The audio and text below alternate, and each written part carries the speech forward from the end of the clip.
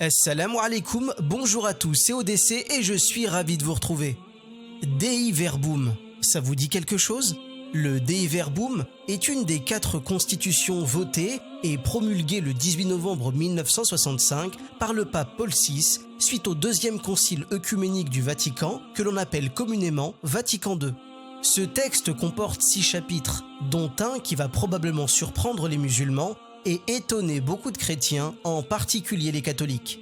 Le chapitre 4 du Dei Verbum, intitulé l'Ancien Testament, est une mine d'informations extraordinairement précieuse pour comprendre le lien entre les récits vétérotestamentaires et néotestamentaires au sein du monde chrétien. Le chapitre 4 est composé de 3 articles, articles 14, 15 et 16. Nous allons ici nous attarder sur l'article 15, titré « L'importance de l'Ancien Testament pour les chrétiens ». L'économie de l'Ancien Testament avait pour raison d'être majeure de préparer l'avènement du Christ sauveur de tous et de son royaume messianique, d'annoncer prophétiquement cet avènement et de le signifier par diverses figures.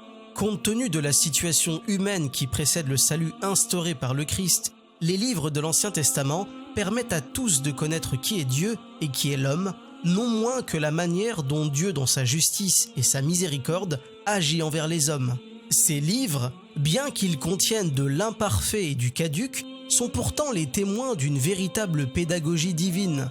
C'est pourquoi les fidèles du Christ doivent les accepter avec vénération. En eux s'exprime un vif sens de Dieu. En eux se trouvent de sublimes enseignements sur Dieu, une sagesse salutaire au sujet de la vie humaine, d'admirables trésors de prière.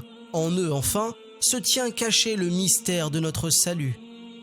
Avant même la fin de ma lecture, vous avez déjà repéré la phrase clé de cet article, j'imagine.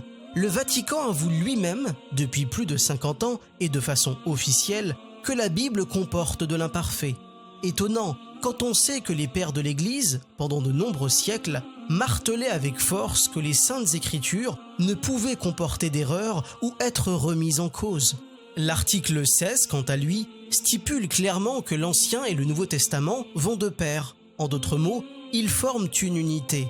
Je souligne ce fait pour devancer ceux qui affirmeront qu'aujourd'hui, seul le Nouveau Testament fait autorité et qu'il serait détaché de l'Ancien.